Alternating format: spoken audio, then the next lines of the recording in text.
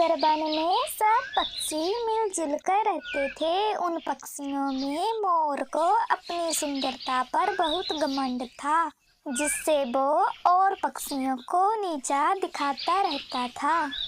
इस जंगल का राजा मैं हूँ, क्योंकि मैं इस जंगल में सबसे ज्यादा सुंदर पक्षी हूँ। तो तुम सब पक्षियों को मेरा ही हुक्म मानना पड़ेगा।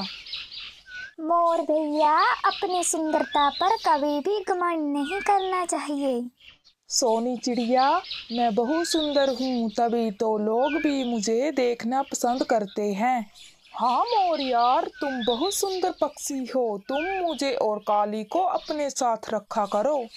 मोर, तो तू भी बहुत सुंदर है, पर वो कभी भी अपनी सुंदरता पर घमंड नहीं करता है। तुम सब पक्षी मेरी सुंदरता से जलते हो। कालू काली, चलो अब घर जाते हैं। तुम सब जाओ, मैं और कालू जी मोर भैया के साथ घर आएंगे। फिर चिड़िया, तोतू, कबूतर वहां से चले जाते हैं। कालू काली, अगर तुम चाहते हो कि तुम्हें भी लोग पसंद करें तो तुम मेरे साथ रहना। हाँ मोर यार, हम तुम्हारे साथ रहेंगे, फिर सब लोग हमें भी पसंद करेंगे। तुम दोनों मेरे लिए भोजन लाओ। मोर यार, हम थोड़ी देर बाद भोजन लाने जाते हैं। अगर मेरे जैसे सुंदर पक्षी के साथ रहना है तो जो मैं बोलूं वही किया करो। ठीक है मोर भैया, हम भोजन लाने जाते हैं। फिर कालू और काली भोजन लाने चले जाते हैं। अब मैं सब पक्षियों को गुलाम बनाऊंगा और उन पर हुक्म चलाऊंगा। ओए कबूतर, इधर आ, ये आम मुझे दे। मोर, ये मैं अपने लिए लाया हूँ, तुम खुद ले आओ जंगल से। ये जंगल मेरा है, इस जंगल में सबसे सुंदर पक्षी मैं हूँ, तो जो मैं बोलूंगा वही होगा। फिर मोर कबूतर से आम को छीन लेता है। मोर, एक दिन तुम्हारी यही सुंदरता तुम्हारी दुश्मन बन जाएगी। मोटे कबूतर, चल भाग यहाँ से। फिर कबूतर चिड़िया के घर जाता है।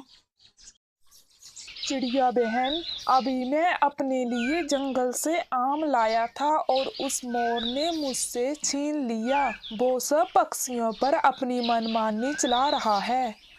कबूतर भैया, मोर को अपनी सुंदरता पर कुछ ज्यादा ही घमंड आ रहा है।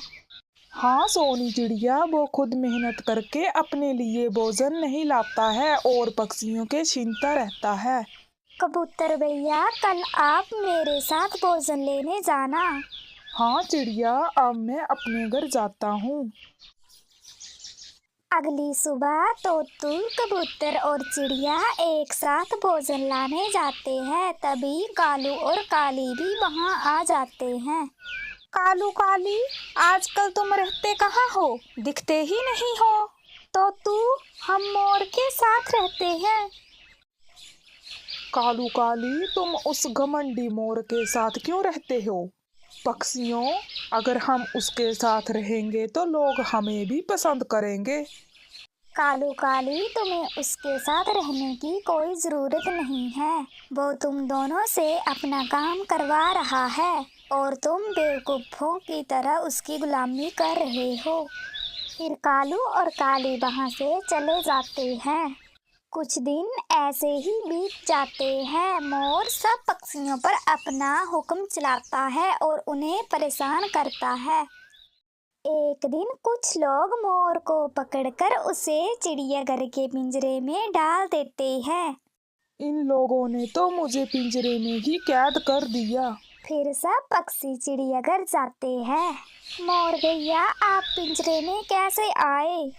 चिड़िया, कुछ लोग मुझे पकड़ के ले आए और इस चिड़ियाघर के पिंजरे में डाल दिया। तुम सब पक्षी मुझे माफ कर दो, मैंने तुम्हारे साथ बहुत गलत व्यवहार किया।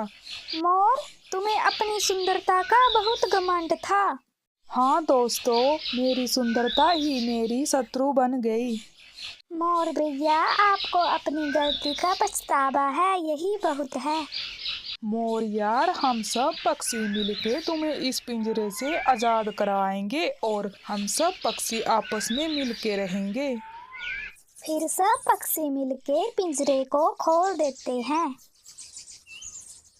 धन्यवाद दोस्तों, आप सब पक्षी बहुत अच्छे हो। अब हम सब पक्षी मिलके रहेंगे। हाँ मोर भैया, चलो अब सब पक्षी जंगल वापस आते हैं।